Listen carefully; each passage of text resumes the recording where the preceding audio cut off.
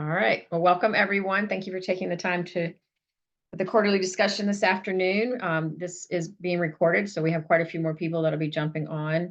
I'll monitor the chat. I'll be off screen here, but I'll monitor the chat. If someone has questions, you can always just raise your hand during, or we can wait till the end, whatever you prefer. And I'm going to go ahead and turn it over to Sonia.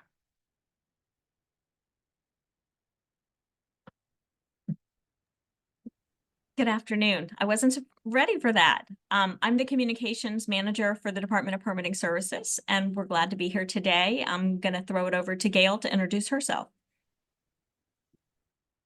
Good afternoon. I am Gail Lucas. I am the division chief for the Customer Support and Outreach Division. That division CSO is, we call it the face of DPS. Those are the folks that you usually deal with initially when you are applying for permits and getting permits issued. So I manage the permit technician division. We take in the money, we take in the permits, and we issue the permits. So happy to answer any questions. And since he cannot talk, I don't know if George is still having mic problems or if he's going to try to join on the phone. Can we hear you, George?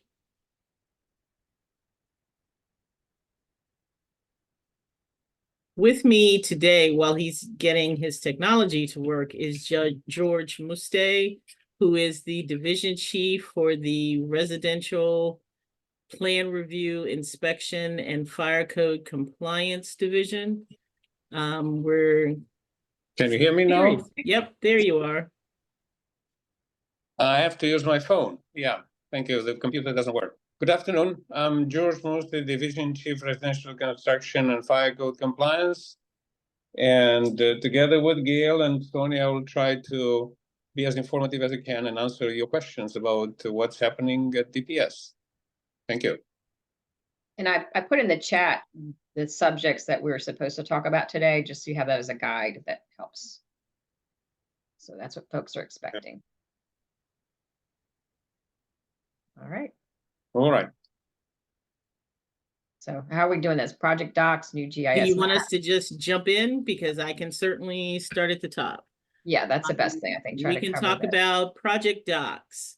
All right. As most of you, I hope know, or all of you know, our electronic plan review system is called ProjectDox. It is a product that we received from Evolve for electronic plan review and markup and comment. We are in the process of a major upgrade to ProjectDox that will look and feel different than it looks today. Well, a little bit different than it looks today, because we've already had one major update to the user interface, but we have another major update coming. We expect to go live with our first workflows in the new system called Project Flow. We expect to go live in late May with that. We are at this moment planning extensive customer outreach and customer training. We're also working with a consultant to create videos, how-to videos, basically, that will walk you through the interface and walk you through the process that folks can use if they get a little bit stuck or if you're not sure how to use it. And we will have a number of, right now it looks like we're going to have at least 10 customer outreach trainings where we will virtually, but you'll have our talking heads, walk you through the system and answer any questions that you have. Again, we expect to begin to roll out new workflows the end of May. Fingers crossed. We're hoping that that time frame holds. By the end of the summer, we will be fully upgraded and using Project Flow. Project Flow will give us greater flexibility in how we handle reviews. It will be able to go forward, go backwards, to jump around as we need to.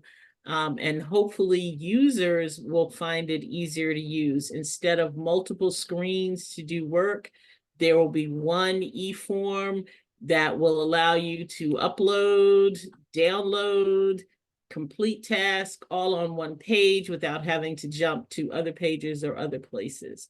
So we're really looking forward to that. Sorry, I'm going back to the chat. New GIS maps. Sonia may want, I'm sorry, were there questions? Before you move forward, can I ask Okay, you a question? Sure. Is it going to be thoroughly tested before it goes live? Because with your last update, you guys were basically down for a week. That wasn't due to lack of testing, but yes, it will be thoroughly tested. We test almost every day. There's a core team of folks. We test it almost every day. One of the things that we will do before we go live is to farm it out to some of our super users or power users or just people who are willing to be guinea pigs, to kind of put it through its paces as well to see if it will work. The last two upgrades were supposed to be, and I will laughingly say this when you talk to system folks, simple, easy upgrades that just change the interface. That's not what it turned out to be, which took us down for several days. And believe me, no one was more frustrated than we were, screaming phone calls every day. So we're hoping to avoid that. We're hoping to plan the outage because it will be down for more than just a weekend, but we are hoping to be able to plan that to give you a whole bunch of notice about when that's going to happen and when you can expect it to be back up.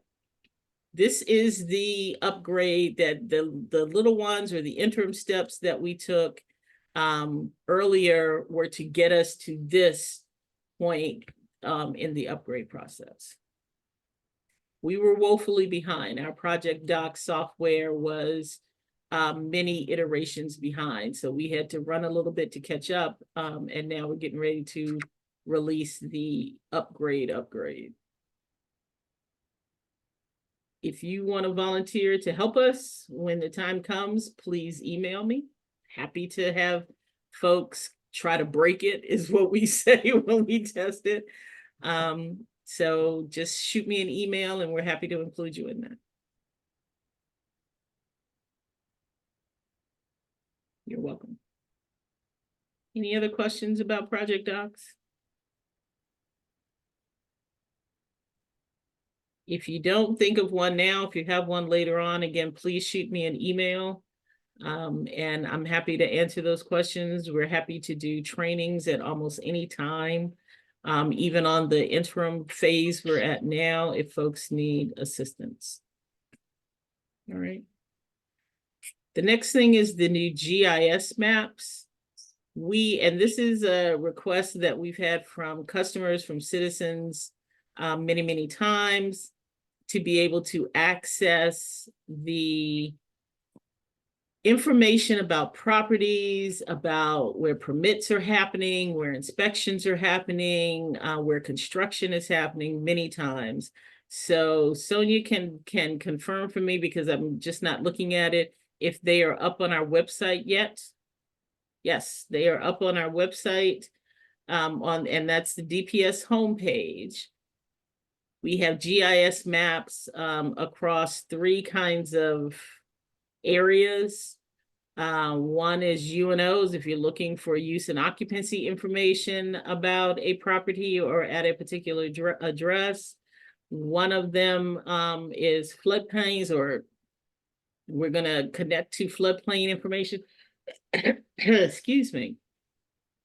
You will get inspector information and permit information. And when I say inspector information or UNO information or permit information, there will also be a wide array of information about that particular property. So you may be looking for UNOs or looking for UNO information, but when you pull up a property, you'll be able to see ownership information, impact tax zone information. You'll be able to get a bunch of information about that particular property in addition to UNOs. Will it include zoning? It will include zoning. It Awesome. includes street information, all of that information that you're looking for about a particular property that we hope is going to be helpful in your submission of permit applications, making sure that you have complete information and you've taken everything into consideration. And when is this going to be launched? It's launched now. It's up on our website. Oh, it's already now. up? Yes. What's also on our website, and I know this is not on your list, but what's also up on our website are dashboards. And the dashboards give you a sense of how long it's taking from application to issuance for permits. Excuse me, all of a sudden, the spring is getting to my throat. It gives you a sense of how long it's taking from soup to nuts for permits and where that time is broken up. In fact, you will see how long DPS has permits on average. You will see how long customers have permit tasks that they need to do, or the permit is in their hands, and then other agencies. So that information is also up on our website now. It's on the front page of the DPS homepage. Is there also information on the webpage about easements or covenants on a property? I'm sorry, is there information about? Any easements or covenants? We've run across that with either utilities or other. There will information. be easement information, yes. Covenant information, it depends on what kind of covenant information you're looking for. We will not necessarily have HOA or community association covenant information on there. Although that could be something that we could look at in the future. We don't always have that information. But there will be easement information, yes. Great. Excuse Yeah, that's me. a tricky one. Thank you. Hello, Gail. This is Crazy with Case Design. Hi. Am I following correctly that the new GIS will have information on zoning as well? Yes. So I know that on there currently you have like three sections of floodplain, property, and then use and occupancy. Where would one find like zoning? It's going to be embedded in some of the property information. You Okay. can look at the use Okay. and occupancy on the right-hand side of the screen, or it actually depends on how you have your screen set up. Okay. There will be property information. Okay. Thank you.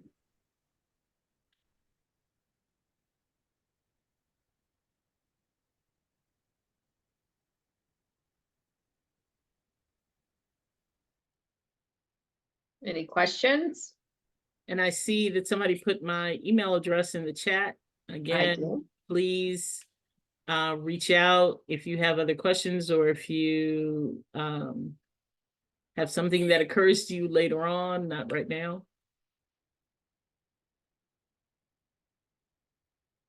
I will stop talking right there for the time being, and I will ask George to talk about the 2021 building codes and building safety month. George, can you hear us? He's on mute. You're on mute, George. We're trying to hear you. There you go. The small screen. Hi, everybody. Sorry about all these technical difficulties I have. So good afternoon, everybody. 2021 codes, building codes. They are issued by International Code Council, and we have, along with other codes and standards, they are very important for ensuring the health and safety of the people who would eventually work and live in these buildings and structures.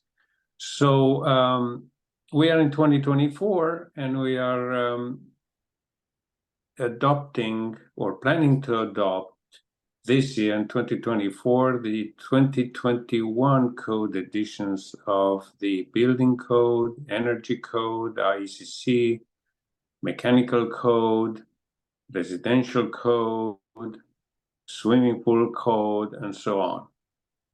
And the deadline for our target to adopt these codes is somewhere at this point in time between May 1st or July 1st to September 1st. That's the best guess we have as of today. And as always, there will be a 30 to 60-day grace period, a period in which you can submit under the old codes and the new codes. So when we adopt these codes, we do have local amendments. We are the last agency that imposes a new layer of code amendments. You know, there's a model code which is issued by the federal government at the federal level, then it's a state level, then it's us at the local level. And what's very interesting in this code adoption cycle is that the energy requirements of the energy code are probably the most important things to look at. And they will affect most of us in the way we will design buildings, in particular new buildings. I know you are remodelers, but you may build an addition, and in that case, you may be affected by the International Energy Conservation Code requirements. So the new compliance path in the energy code are being changed. There are more stringent energy envelope requirements. There are more stringent requirements for duct insulation, for testing, for complying with alternative methods of compliance like ERI indexes and compliance method, total compliance method. So everything has changed, and we will have this draft available for you to review during the public comment period, and maybe even earlier than that, so you can have a look at it and get ready to understand what's going on. As you know, in the county we have a climate action plan and Bill 1322 that impose new requirements. So we hired a consultant, and that consultant recommended how we should change this edition of the code and what's important and what's not. So part of it is electrification, which probably you're by now already familiar with it. And that's a very important part, again, electrification of the buildings, which is the thrust of this legislation. So we, in particular, residential energy conservation code, we drafted the amendments in such to encourage people to move towards using more electric equipment. That's the thrust of our amendments. Again, it's a lot of information. You need some time to understand it and have it, really digest it before you would be able to comply with it. Our requirements for submitting plans also will be changing. We'll need more information on the plans to make this assessment. So we need more mechanical reviews or energy reviews, and we allocated staff to make sure that we'll do it in a timely manner and as required by the legislation. But yeah, that's what I want to emphasize, that you should familiarize yourself with the changes which are brought by adopting the IECC, the Energy Conservation Code. In December, when we had the stakeholder forum, we touched on some of these issues, but I'm not sure if we got into depth and if we were very detailed at that point in time, but we are ready to work with you to make sure that you have a better understanding of what we did and why we did it.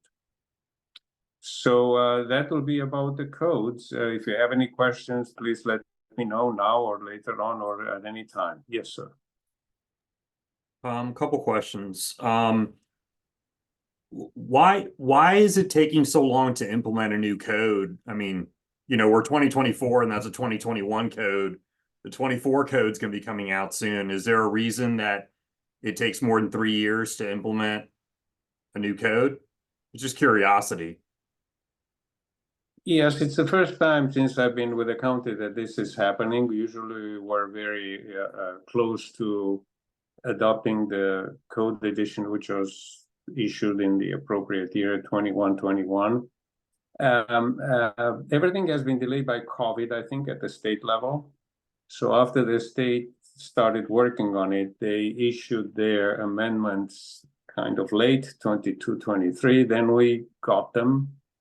And then we had to make the adjustments for the energy code, commercial energy code, and we had to make the adjustments for our climate action plan and Bill 1322. So that's where we are here. Actually, the state adopted them last year, and they gave us until probably May of 2024 to adopt them. They give us a year after the adoption. So we are doing our best because there's still a lot of work to be done, in particular on the commercial side for the energy conservation.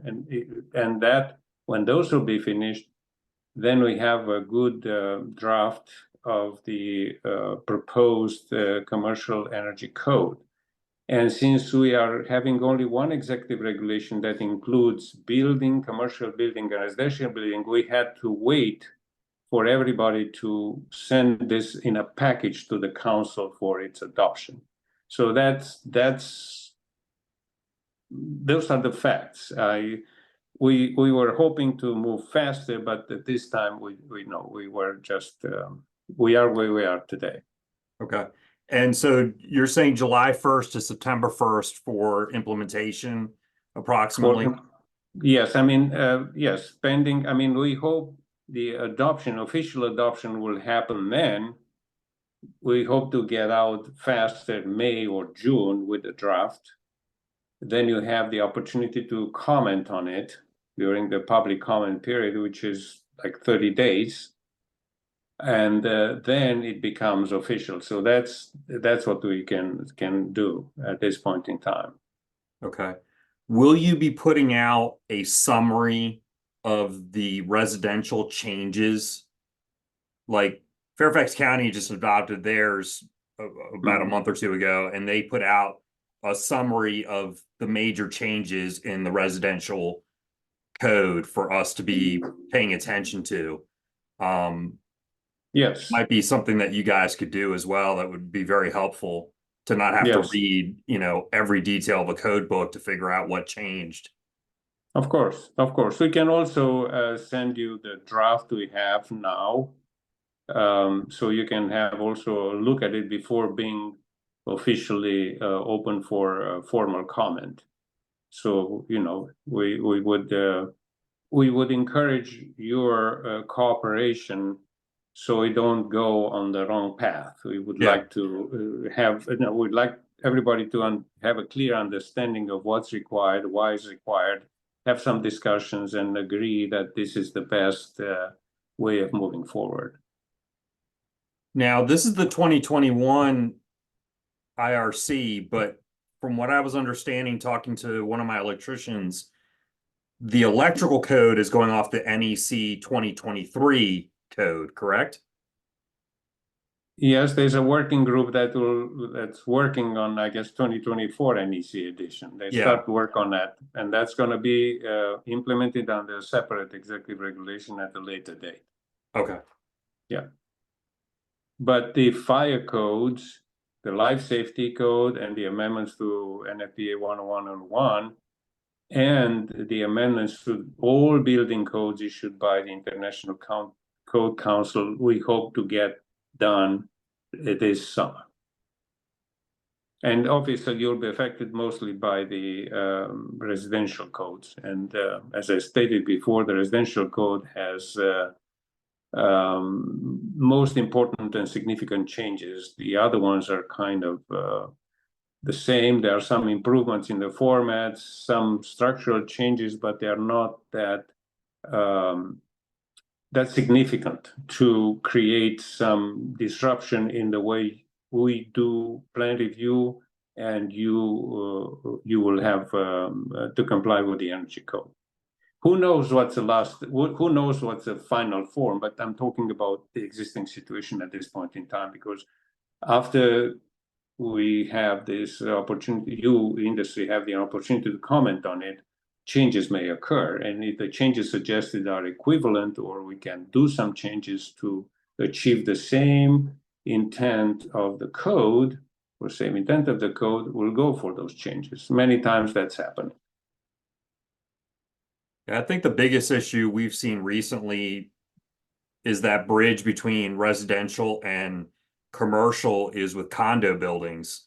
We just have 2 projects in condo buildings, and even though they're residential buildings, it goes through commercial because of it being a high rise. And some of the stuff just didn't pertain that they were trying to require. So there was a lot of back and forth there. Right.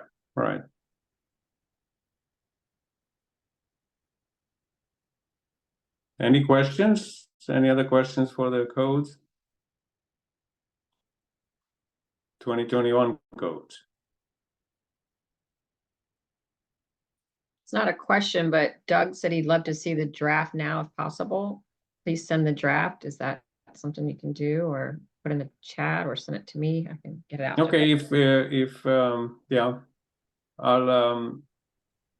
I need to look at them again, because as I said, it's a consolidated document to send to the council, and now I have to go, it's as final. I have to go and take them out from that document.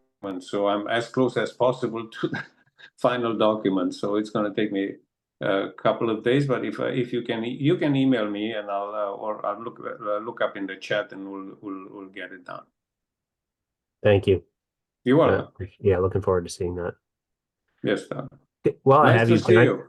Yeah, thank you. Likewise. Can I just ask quickly, do you have will there need to be a Montgomery County modified res check created, as happened in DC in the last code Yes. cycle? Yes. Okay. There will Good be to know. one, and we'll try to simplify very much, to put the compliance methods right on one page, so you can quickly follow what's required by you. And don't forget, the Maryland state adopted the International Energy Code with significant changes. One of the changes would be that if you comply with the Green Building Code 700, then you don't need to comply with IECC. The other one, in the prescriptive path method, they have an entire new method of compliance that it's been interesting. It blends old requirements for energy efficiency with a new efficiency package tailored for the state. So that method of compliance may be quite attractive for a lot of applicants, if it will end up like that in the final executive regulations. We don't know yet. Okay, thank you. You're welcome.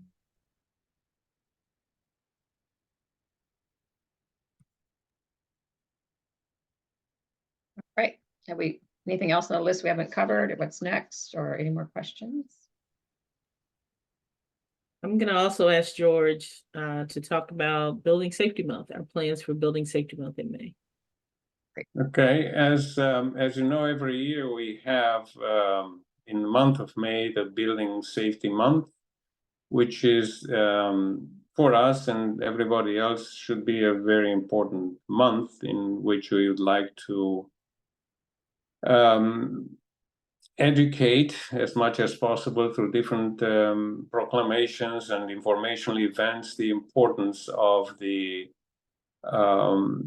our department of building professionals and what we do with respect to building safety. A lot of people don't know what we do. A lot of people are not aware that building codes are important because they really ensure that with the way they work and live and play are adequate places so no accidents happen.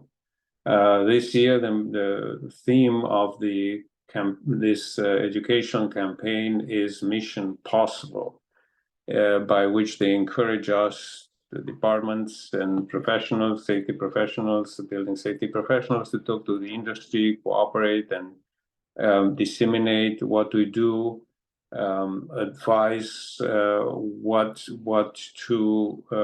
to comply with the codes, inform what codes are, and so on. And as in any other year, every week, there are 5 weeks this year, there's a theme every week. And every week there's going to be a different theme. So we'll have a proclamation at the council. We'll have the adoption of the 2021 codes, which is very important because the upgraded codes reflect the most recent developments and I guess actually the most adequate requirements for how we work and live today. And then we'll have a series of videos on the website. Our website, hopefully, and Sonia can confirm that, we'll have a new web page, Building Safety Month 2024, where we're going to display the videos with the deck inspections. We'll have a new one for the fire code compliance inspections, hopefully. We will have a display table on the 7th floor where you can find different materials, and on the 7th floor we will have the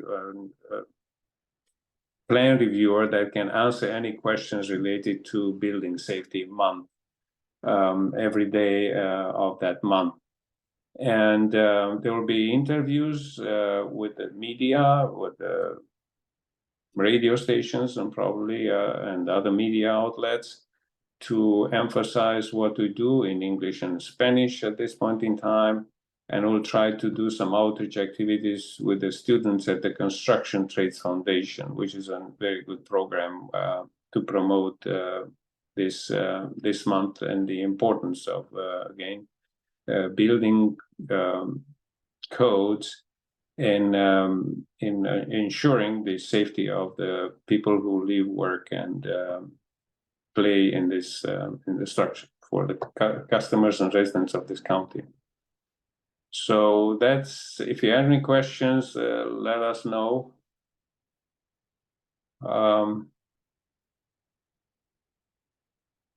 You're more than welcome to come and visit on the 7th floor, and we may also have some, maybe at regional centers, some meetings to inform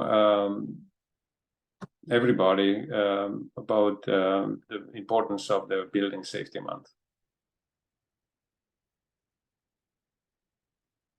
Any questions regarding Building Safety Month?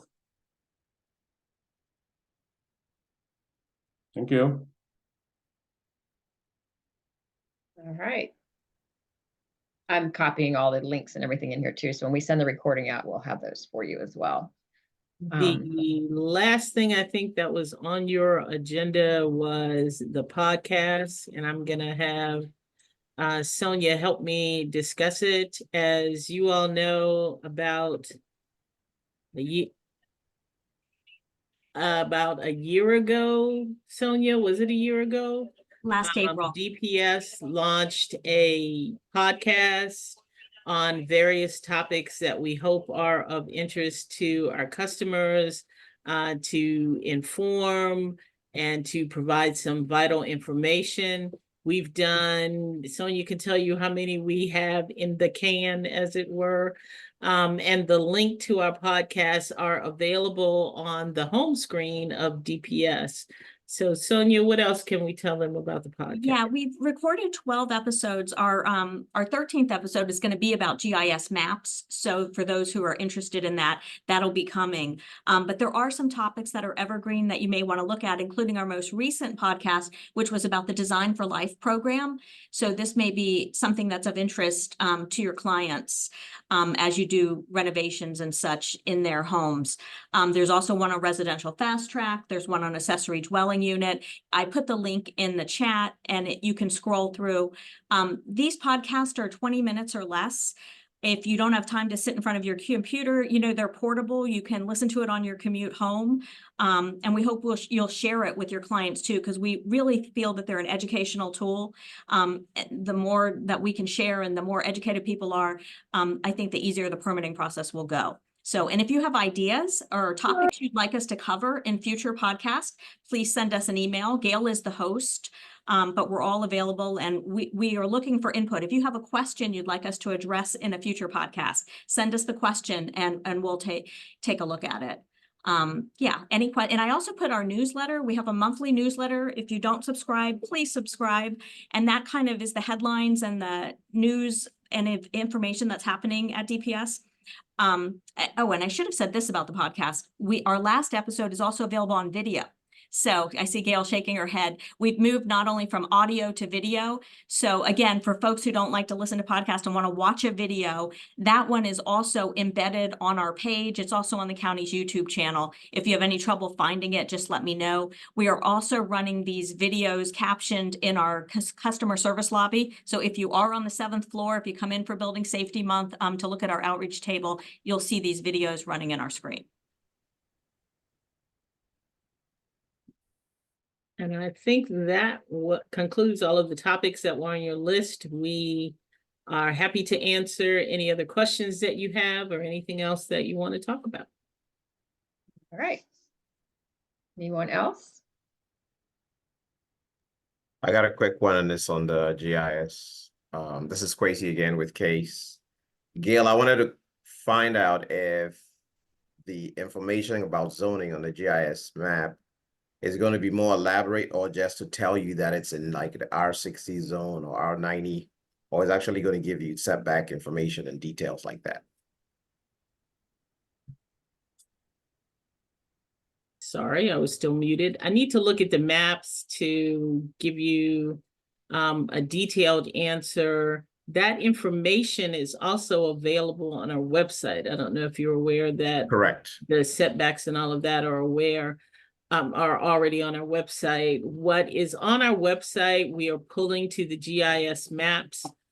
We expect the GIS maps to be kind of living creatures where we will update or add additional maps or add additional information. I know zoning is part of it. I'm trying to pull it up right now to look at it.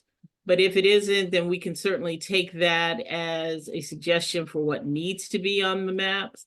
That'll be appreciated. Yeah. Okay. Because currently what we do, at least from where I'm sitting, is we use the zoning map, you know, pull up whatever zone and then check the setbacks, height right. restrictions, all of that. But Right. if everything could be like a one-stop shop on the Sure. GIS, that would be wonderful. Absolutely. All right. Cheryl has a question in the chat. Can you see that? Or you want me to read it?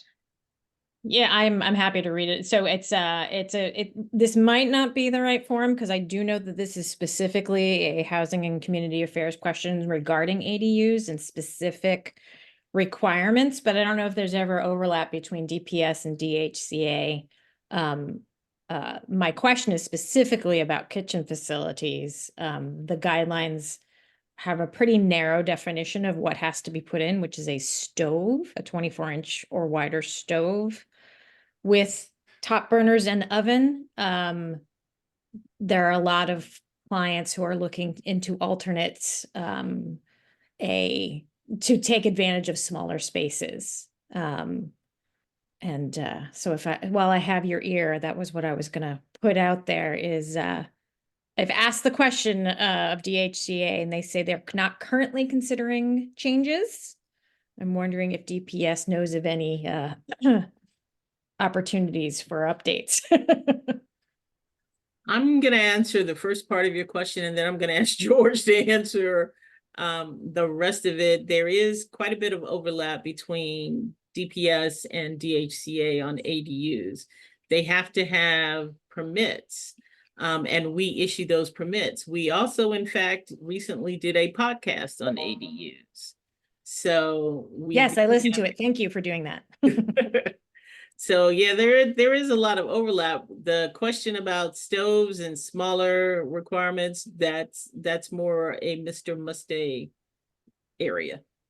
Yeah, we will rely on the HCA's assessment of what is a stove and what is not. It's their requirements, and if they approve it, then we'll go along with it. But it's not DPS who's going to define. We're not the agency that defines the requirements for that appliance. So it's My it's Sorry, my understanding of the process was that, yeah, you all would issue the permit, and so from a permitting standpoint, it would meet safety requirements, and that's what, of course, what you're looking for. Does it have? yes. Does it have a cooktop? Does it have an oven? It's the final inspection by DHCA, which is, I think, what allows the ADU license to be approved. Correct. And I think Correct. that's when these guidelines come into. Yeah, unfortunately, we don't have anybody on the call today, but you know, if I find anything out about new development that they are revising the ADU guidelines, then I'll certainly inform you. Fantastic. I might send you a follow-up email. Thank you. I appreciate that. Thank you. Sure. All right, anybody else? Yeah, if I could chime in again about residential condos. Is there any way to simplify the process when we're not doing a structural change to a condo building? Where basically most condo work that we're doing would be like a bathroom remodel, flooring, you know, things like that. There's nothing structural happening to the building, but the commercial division is requiring us to go through all the steps, like if we were like structurally changing the commercial building. And it adds a lot of expense for the homeowner for something that isn't really, in my opinion, necessary, because we're not making any structural changes to the building itself. Does that make sense? Like if we're remodeling a kitchen, it's basically going to be pull and replace for the most part. There's very little you can move in a condo. So why are we having to provide floor plan drawings of fire exits and a bunch of life safety stuff that we're not really even touching?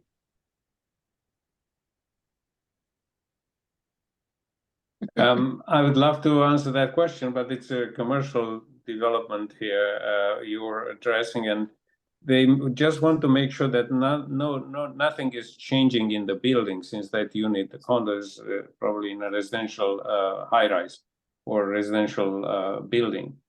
And I can take that question and ask them why they cannot do better from, like you suggested, I mean, and get back to you.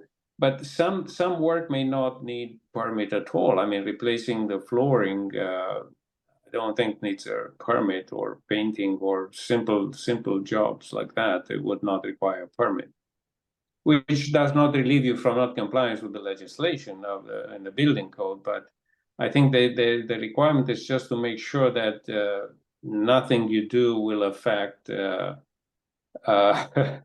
the other common areas of the building, the other building safety features that must remain in place. So can it be done in a different way? We'll get an answer to that. And yeah, I mean, it'd be ideal if they could do some sort of fast track for something like that, because we're not really changing anything else in the building. And having to have, you know, drawings of life safety and fire exits and things like that, a floor plan of the entire structure. I don't see how that applies. And it really, I mean, I'll give you an example. We're working in one building. We're doing 2 separate condos. We submitted plans, that are very similar. One got approved in about a month and the other one took almost 3 months because there were different plan reviewers. But they didn't really, there was not much difference between the 2 projects, and it really delayed us getting the work going and making it a cost-effective endeavor. I just think Was there could be a that- better way.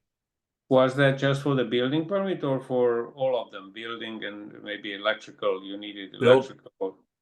Well, I mean, Sure. there was going to be an electrical and all of that pulled with it.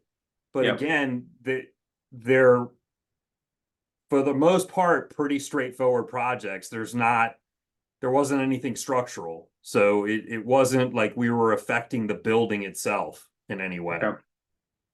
Yeah, as I said before, I mean, we're gonna look into it. I'm gonna look into it and promise that somebody will get back to you or I'll get back to you. As regards, we work closely with the commercial division, so whenever we can help them, even with inspections, we'll do it. Like we had a recent project in which our residential inspector, who was a master electrician, went on and inspected all the replacement of the panels in all these units. So we'll work closely with them and get back to you. You'll have an answer. Thank you. You're welcome.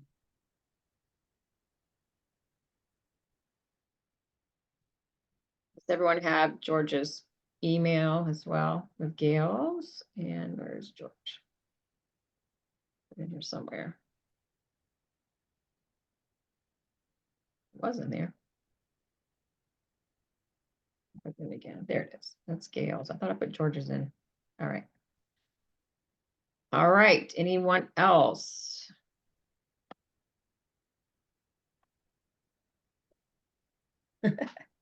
All right. Looks like that's good. So we are recording this and we'll get this out to everyone along with the links.